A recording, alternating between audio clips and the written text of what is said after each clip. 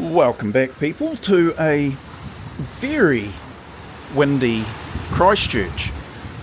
Earlier this morning it was dead quiet and lovely and warm, and now we've got this, which was predicted, and we're under a high wind alert situation, so not good.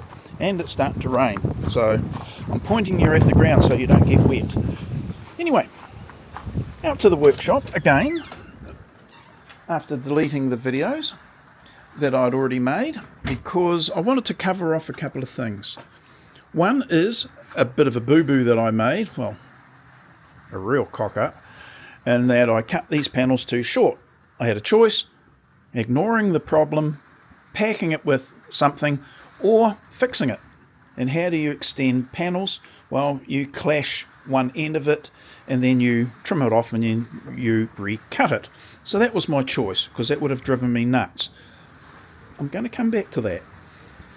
Then I was watching my daily videos, my morning videos, and I started watching another video by Dennis from Hooked on Wood, and before he was even quarter way through the video, I went to Banggood and ordered the item that he was talking about. And it's not this one.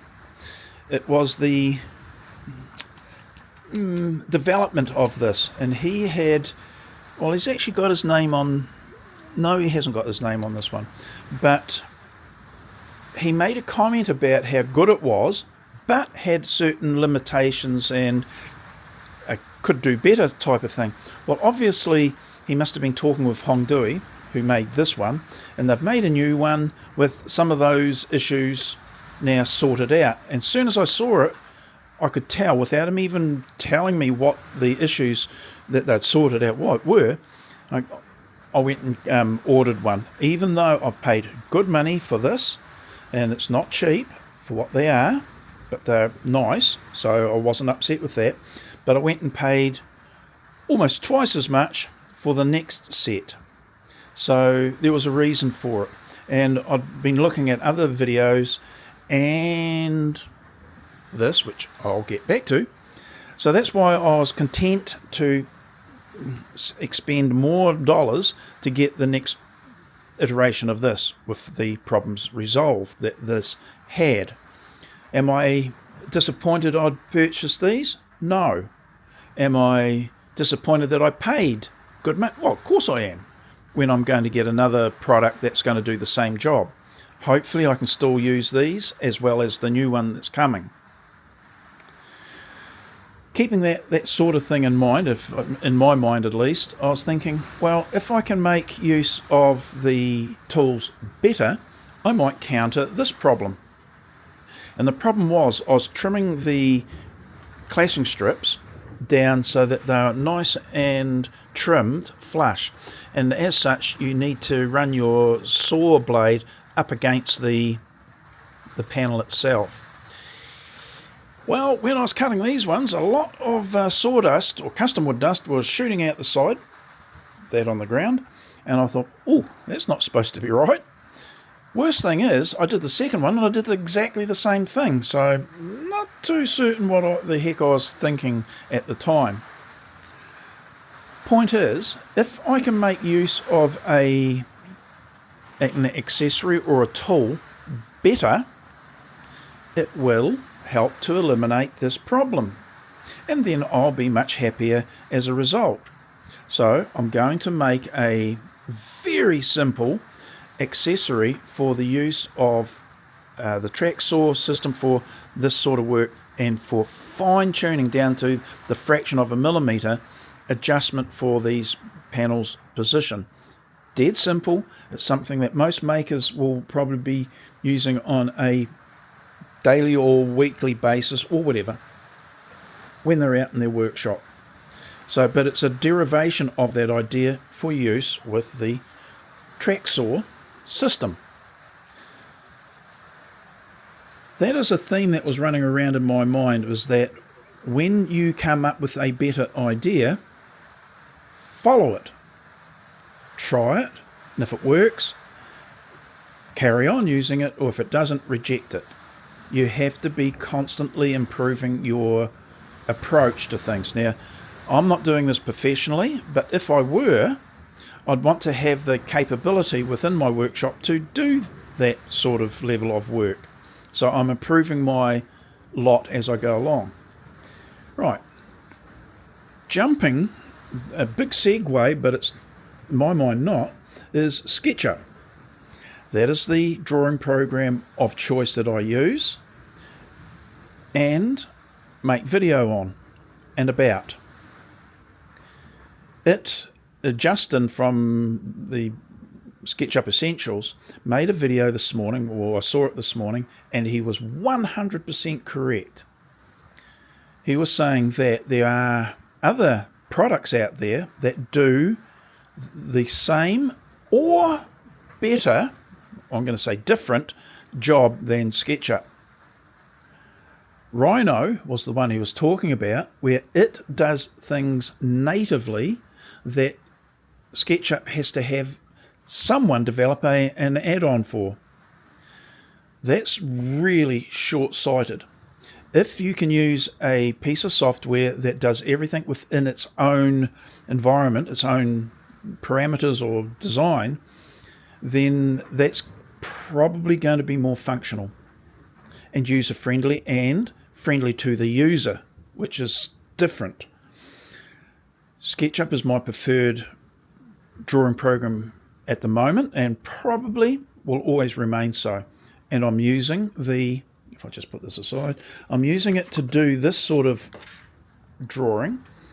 Again, I'm pretty much retired. I've never used it really for a professional use. So therefore I was quite happy and comfortable with using the 2017 make, which was free. So all these years later, 7-8 years later, I've only used this product. However, next year I'm considering paying for the professional version. Now that's about, in New Zealand dollars, about $600 a year for about $600 a year for the license, an annual fee. The Rhino version is 2 to 3 times that price for a perpetual license, meaning I can use it for the next 10 years, making the cost of my Rhino license very economical, thank you very much. And it has within itself the capabilities or native tools. So I don't have to go find some developer that's made an accessory or add-on for SketchUp, which may or may not be working in a 5 years' time or whatever. You really need to have a one-stop shop. SketchUp's not doing that. It's doing things very well, and I agree with that, but they're not developing the product like Rhino is and having the native tools. So short-sighted, I think SketchUp is starting to walk onto that thin ice of being irrelevant if it doesn't match those sorts of companies that are making their software more enjoyable to use. More capable, but more enjoyable, and you don't have to go hunting for these damned essential these add-ons that you really need to use the product properly. So do you pay more for a perpetual license like Rhino with a caveat, which means that the more years you use it, the cheaper it effectively becomes? With that caveat is you don't get any upgrades. So if in a year's time, 2 years' time, they have a new version, you have to buy a package to upgrade you to that new version. That's not much of a penalty if the product that you bought originally was all you needed with all those native things built in. SketchUp, you have to pay annually, but you do get any and all upgrades as they go through, but you are paying annually that amount.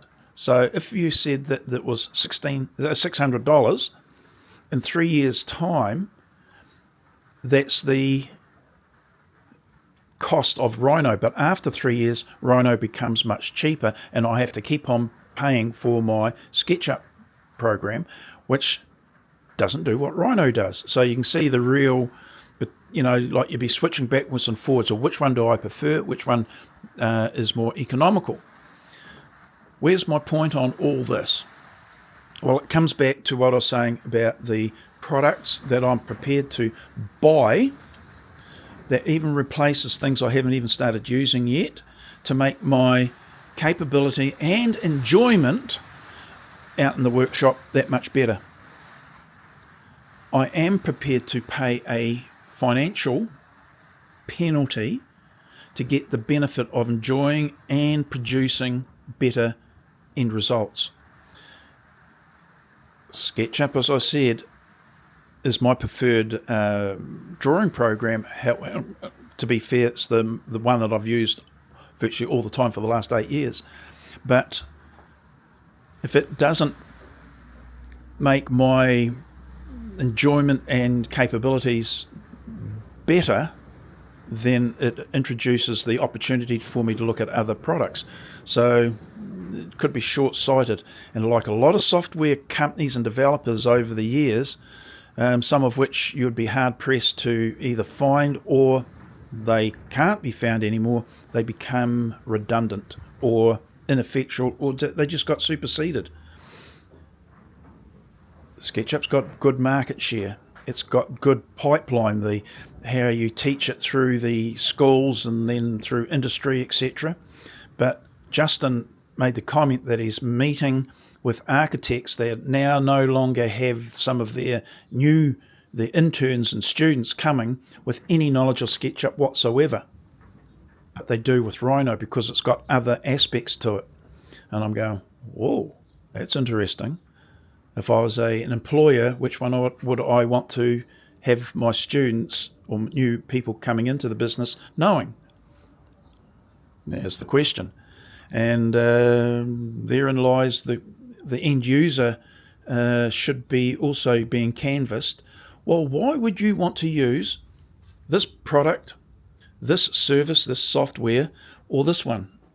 And if they're getting conflicting information, then they should be looking at their future. So, okay, so I know it's a wee bit preachy, and all the rest of it, but my channel name is Sketchy Builder, and I make jokes of the choice of those words, but because I do the SketchUp and building, you've kind of, you can see why I like SketchUp. Rhino Builder, don't know whether that would be the same, have the same meaning at all. So yeah, anyway, new tools coming, or new accessories coming. That's by the way, today's Thursday, so my order will be manufactured today for my steel laser cut strips. So today or the next few days I'll get the confirmation that they've been made, so I can go pick them up, and that'll be great, so I can get back to the workshop and finish them off for the 3-4-5ing method of bench dog hole creation. And with that, it means I have to get these parts off of the bench assembled for the miter station so that I've got access to the workbench again. Hey. Well, that was much more succinct than the previous attempts at making this video, but yeah, I was a wee bit concerned about how a good company, the SketchUp Trimble, could be a little bit